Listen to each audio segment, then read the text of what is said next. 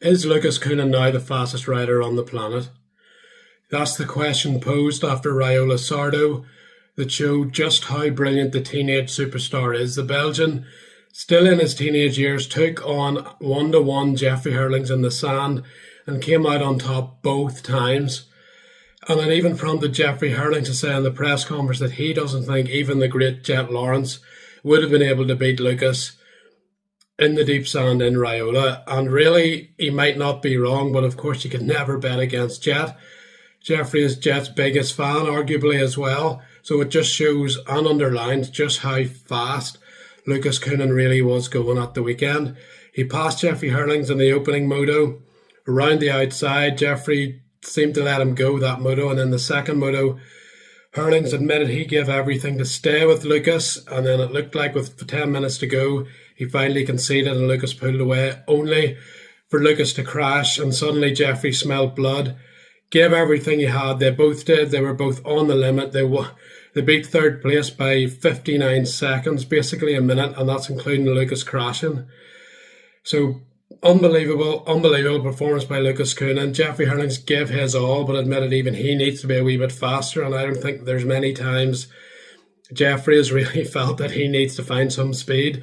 But that's the case this year, such as the pace, the raw pace, and the fluid, flowy pace of Lucas Coenen. For anyone that saw it at the weekend, he didn't even look fast in terms of like he was really trying hard. He just had so much flow. He was dancing over the bumps just like the great sand riders do, but he honestly made it look easy. He was almost doing it in slow motion. Coenen is definitely one to watch, and he has to be in the conversation for fastest man on the planet right now. Of course, Jet Lawrence is injured, but once he comes back, he will probably rightfully retake the crown as fastest man on the planet. But for now, Lucas Coenen might just have that crown in Jet Lawrence's absence, because that was maybe one of the best displays of his career, to go one-on-one against Jeffrey Hurlings and come out on top with Jeffrey pushing, and for Jeffrey to say he doesn't even think Jet Lawrence could have ran with Lucas. That pretty much tells you all you need to know about how fast Lucas Coenen is right now. In terms of the championship, it looks like it's Jeffrey versus Lucas. Tom Vial, probably, yes, he's still there. He's so consistent. He never really has really bad races, even though he had a couple of crashes in Raiola. But again, he still comes out in the points, not too bad. He's hovering right there. It looks like Vial's sort of in the shadows, but still keeping an eye on things. But in terms of raw pace, who's the fastest, who's winning the most races, that's Lucas Coenen and Jeffrey Hurlings right now.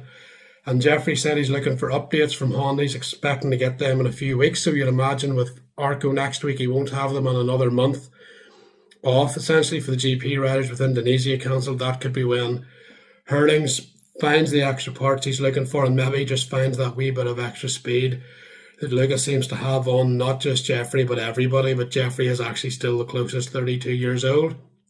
Still has a lot of pace. And I bet if you asked Jeffrey if he'd beat everyone in MXGP by nearly a minute, you would think he would win the race. But no, Lucas Coenen, that performance, that was a memorable moment for Lucas in his career, and certainly for everybody that loves motocross. That was a statement ride. Lucas said himself, and you can't disagree, that was a statement ride, and he's the guy to beat in MXGP right now. Also notable performances, Simon Langenfelder in MX2. Very calm, very experienced, very solid. 2-1 win for him. Sasha Coenen had the pace. One race won, but a crash in race 2 thwarted his attempt at the overall. But for Nistan Husqvarna, Guy de Wolf, his first podium, he's still struggling a bit with a thumb injury.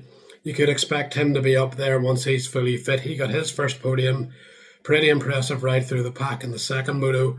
And Liam Everts gutted through the pain of a sore ankle. Still bothering him. He still hasn't really been riding the bike, he was saying, in between races. So he's gritting through the pain. But his talent shone again, his fighting spirit shone again, and he was able to get third overall. So for that team, it's been a difficult start to the year with injuries. They're finally showing what they can do, and you can expect both riders to get even better. On to AMA, and that was a test of mental strength and execution under pressure. And for Hunter Lawrence, he delivered both. A good start, if not a great start, but a good start, and he was right there. He made the moves when he had to. And when it was him versus Ken Roxon, it was Roxon who made the small mistakes.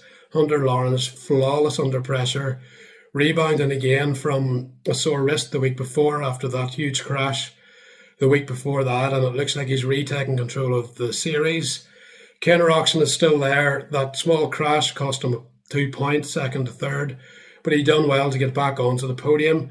Roczen is hanging in there, and of course, if everything goes the way Ken Roczen would want it and he wins the next 4, he wins the title, but it's not going to be as easy as that for sure. Eli Tomac underlines the problem the other two will have as well if they get a bad start. There are a lot of riders going very quickly. The depth is still there. Dylan Ferrandis is back. He got a top 5.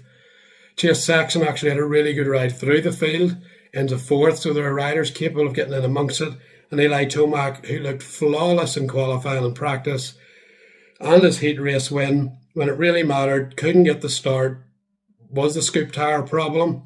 Who knows, but he didn't look himself in the main event. He struggled to pass. Once he did get going, he then crashed.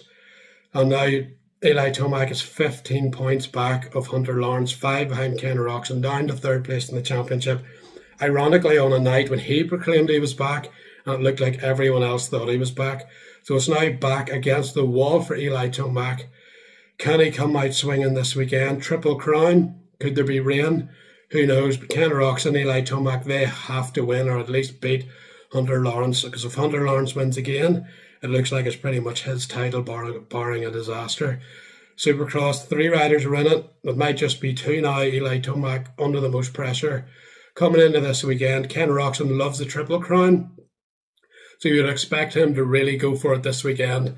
But again, the weather could play into the situation, but Hunter Lawrence, as he demonstrated at the weekend, mental strength and those good starts, solid performances, very little mistakes.